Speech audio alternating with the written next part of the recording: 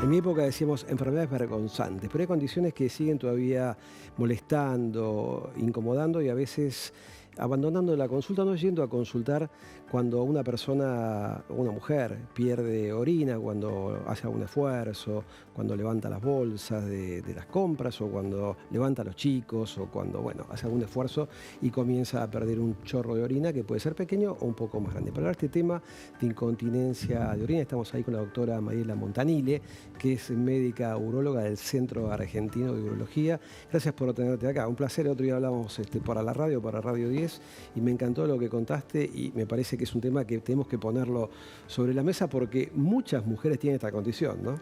Muchas gracias por la invitación. Un placer. Totalmente. Las mujeres cada vez se animan a consultar un poco más sobre esta problemática. Y tal cual vos lo decías al principio, la pérdida de orina involuntaria genera problemas a nivel social y también higiénico. Y es importante destacar que la incontinencia de orina de esfuerzo aparece frente a esto, ¿no? Pequeños esfuerzos como reírse o toser o levantar algunas bolsas. Bueno, aparece frente a estos pequeños esfuerzos y tiene un mecanismo que tenemos que entender para después encarar la terapéutica. Por fuera de aire nos decías, bueno, las mujeres casi todas vamos a tener incontinencia de orina a través del tiempo. ¿Esto es tan así? Eso es un poco así. En realidad hay dos edades que son... Párate, sí. Ahí. Hay dos edades que son las poblaciones más afectadas. Una de las edades es la mujer en la etapa menopáusica. Esta mujer, frente al déficit de estrógenos que va a tener en esta etapa, va a empezar a tener lo que se llama el síndrome genitourinario. Ese síndrome tiene unos signos y síntomas que van acompañados también con la incontinencia de orina, principalmente de esfuerzo. Y ese déficit estrogénico va a hacer que esto se ponga en evidencia. También las mujeres mayores de 65 años van a ser las más afectadas en esa etapa de la vida. Nosotros hoy por hoy tenemos una población femenina que cada vez llega a edades más adultas y esta problemática ha venido creciendo cada vez más. Acompaña a la edad. Tal cual. Y es importante esto, ¿no? ¿Cuáles son los factores de riesgo que predisponen a que la mujer sufra de incontinencia de orina? ¿Hay genética? ¿Se tiene que ver la genética o no? No tiene que ver tanto la genética. Bien. Hay dos cosas que son muy importantes. Uno tiene que ver con lo que es la hipermotilidad uretral, ¿sí? Y otra cosa es lo que es el aumento sostenido también del peso a nivel intraabdominal. A ver, contanos para que la gente entienda. La primera que dijiste. Bueno, la primera tiene que ver con un poco lo que es el tono muscular, el tono de los músculos del peso de la pelvis. Nosotros ahí vamos a tener una gran problemática que tiene que ver con la edad, la menopausia, como decíamos, con el hipoestrogenismo y también lo que son los antecedentes ginecológicos y obstétricos de la mujer. Eso tenía que ver con la segunda parte que habíamos nombrado, que es el aumento de la presión intraabdominal. Los embarazos, los sobrepesos, la obesidad, ¿sí? Como decíamos antes, bueno, van a ser cosas que sí, en realidad no es algo que condiciona o que va siempre de la mano, Claro, pero va a ser un factor de riesgo muy importante para desarrollarlo. La constipación, la fuerza que es una persona para ir al baño, para defecar, ¿puede ayudar a que la persona tenga incontinencia o al contrario, mejorar la fuerza No, muscular? justamente la constipación es algo que no ayuda, así como también el tabaquismo. El tabaquismo, junto con la tos crónica, va a generar esta presión sostenida intraabdominal y va a poner en evidencia todas estas problemáticas de la pérdida de orina. Bien, ¿y cuánto se pierde? ¿Se comienza perdiendo mucho, se pierde a poquito y eso va creciendo con el tiempo? Bueno, es importante que la mujer detecte cuando estas pérdidas pasan a ser diarias. Ahí es cuando la mujer debe venir a la consulta. Una pérdida esporádica que sucedió en algún momento no es algo que debe motivar a lo que es la consulta propiamente dicha, pero sí es algo que debe llamarle la atención para ver qué cosas nosotros podemos hacer para prevenir una incontinencia futura. Y eso también es importante, destacar que se puede prevenir. Bien, viste que antes los análisis de orina decía olor sui generis. Hay olor, la orina tiene olor. ¿Viste qué pasa con el perfume? Que te colocas un perfume y llega la primera vez lo percibís y después no lo percibís más. Sí. ¿Es posible que una persona, por más prolija, más limpia que sea, que va a trabajar y pierde orina, sea un momento que ese olor puede transmitirse a otras personas? Sí, exactamente. Y en realidad ahí entra lo que es la problemática social que afecta la calidad de vida de nuestros pacientes. Los pacientes, cuando ya detectan esta incomodidad, empiezan a evitar lo que son las reuniones sociales, empiezan a evitar lo que son las relaciones sexuales también, y empiezan a tener problemas con la pareja, empiezan a evitar las actividades físicas, que nosotros tanto hacemos hincapié en la importancia de la actividad física. Pero dejan de hacerlo. Dejan de hacerlo porque pierden. Bien, dos tratamientos, uno conservador y otro quirúrgico. El conservador, ¿en qué consiste? Que tiene una eficacia del 50 al 70. Si funciona, seguimos con este. Exactamente. Es nuestra primera conducta, ¿sí? Y eso es importante. Que la paciente sepa que lo primero que nosotros le vamos a proponer va a ser el tratamiento conservador. Y esto en realidad, yo lo puse en esta filmina de esta forma porque me pareció bastante gráfico, porque son muchas opciones que tenemos de tratamiento conservador. Y no vamos a hacer una nada más, sino que vamos a hacer varias al mismo tiempo. Ah, todas juntas. Exacto. Y todas esas van a colaborar en la eficacia de nuestro tratamiento.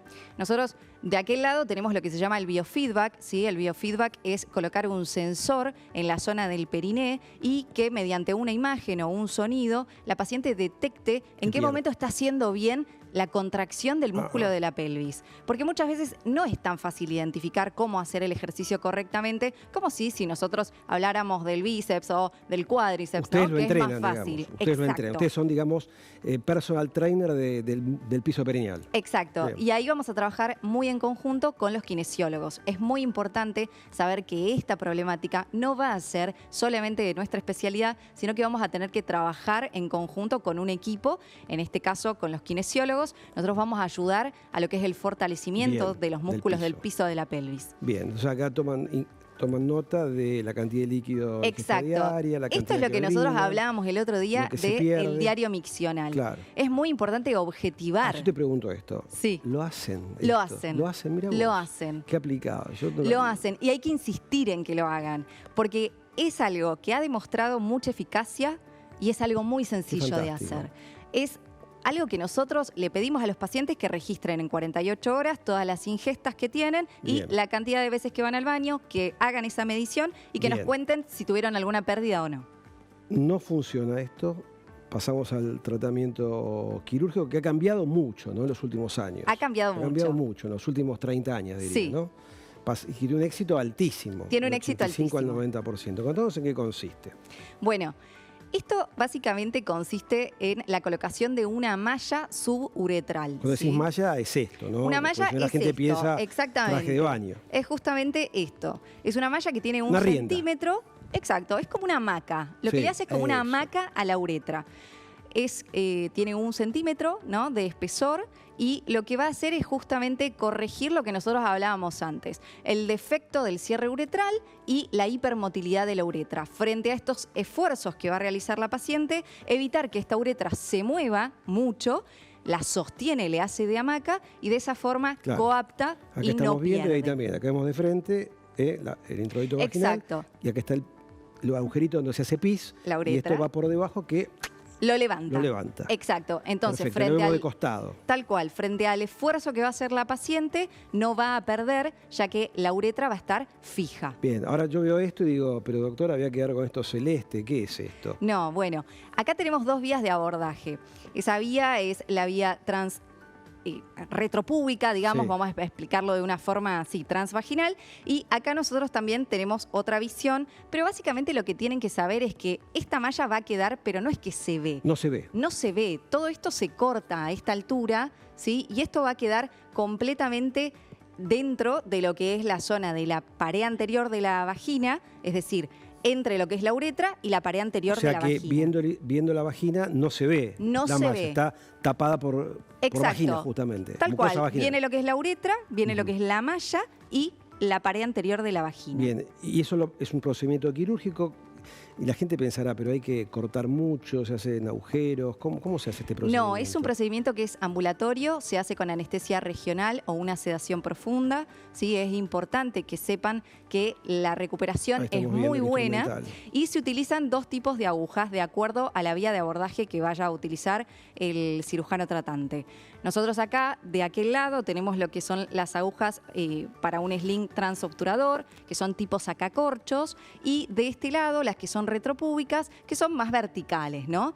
Son diferentes agujas que van a ingresar por lo que es la cara anterior, ¿sí? de la vagina. Se hace una pequeña incisión, se ingresa y se coloca el sling en la zona de la porción medio uretral. ¿Y cómo sabes si la hamaca esa que hiciste está bien puesta?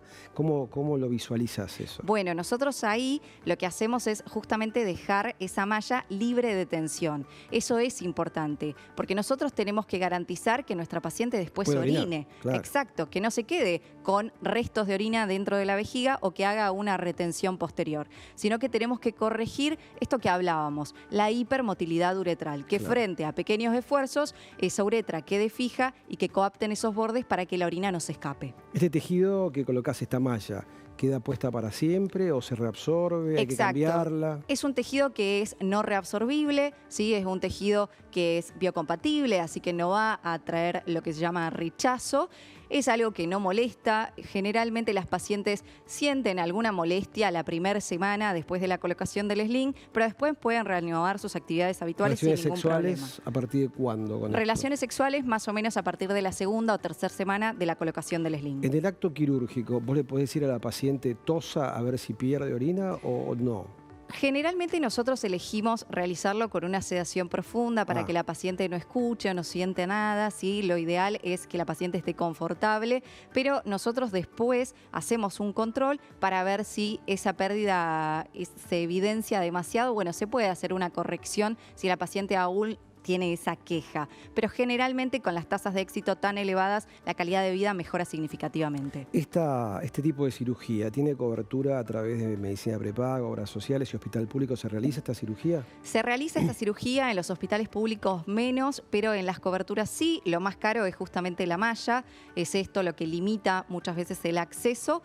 pero sí es una cirugía que está cubierta. Muchas veces nos piden algunos estudios previos para justificar la solicitud del material, que bueno, van a acompañar justamente la conducta quirúrgica una vez que se fracasó con el tratamiento conservador, que es lo primero que nosotros tratamos. Porque me quedo pensando, a ver si se verá como una condición o como una enfermedad esto, porque a veces el auditor puede decir, no, esto es una condición, pierde orina, pero no está enferma la persona, pero sí le genera, como decís vos, un daño de aislamiento, un daño psicológico, la molestia, el olor.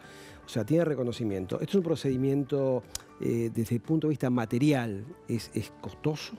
No, lo más costoso es lo que decíamos, la malla. Después el set viene ya directamente con las 2 agujas y con la malla, pero después es todo lo que se necesita. Imaginemos que vos colocás una de estas mallas cuando la persona tiene 65 años. Pues esa persona vive 85, 95 años. Con el pasar del tiempo esos músculos vuelven a debilitarse o por ahí pierde un poco de tensión esto, o no sé si queda fijo para siempre. ¿Existe la posibilidad de recolocar otra malla? Sí, existe. Existe la posibilidad cuando hay un fracaso del tratamiento, quizás con los años. Eso también nos va a nosotros a condicionar qué tipo de técnica vamos a realizar frente a la paciente que yo tengo adelante. No es lo mismo una paciente de 50 años que una paciente de 70 o 75 o incluso 80 años. Esa paciente, si por ahí hablamos de este caso, ¿no? Esta paciente que se operó a los 65 y quizás a los 70, bueno, tiene alguna pérdida, nosotros podemos o volver a lo que es el tratamiento conservador o incluso proponer un cambio de malla con otro tipo de técnica para que tenga menos incontinencia o que mejore aún más lo que ella buscaba. No es una persona joven en este momento, una persona que está en edad fértil y tiene incontinencia de orina. ¿Es pasible de este tratamiento o no? Sí, pero no es lo primero que le indicaríamos. Ahí nosotros lo primero que haríamos es, bueno, ver cómo es esta paciente de 50 años. ¿Cuándo fue su última fecha de menstruación? La última fecha de menstruación, si ya está en etapa menopáusica o perimenopáusica, si tuvo antecedentes obstétricos, que eso es muy importante. Vamos a hacer el examen físico y lo primero que vamos a hacer es el tratamiento conservador combinado con lo que es la estrogenoterapia. Es muy importante los estrógenos locales en la mujer y mejora significativamente toda la sintomatología y la incontinencia también. Por último, por sí o por no, si se nos va el tiempo, ¿esta persona puede levantar pesas, por ejemplo? Sí, puede. ¿Puede levantar pesas? Sí. ¿Aguanta? Sí. Bien, gracias doctora. Un placer. Gracias Mariela, gracias Cristian. Gracias, Bosiulski, Juliana. Bueno, ha sido un placer, como siempre, estar con todos ustedes. Nos vemos la semana que viene aquí en Intelexis. Gracias.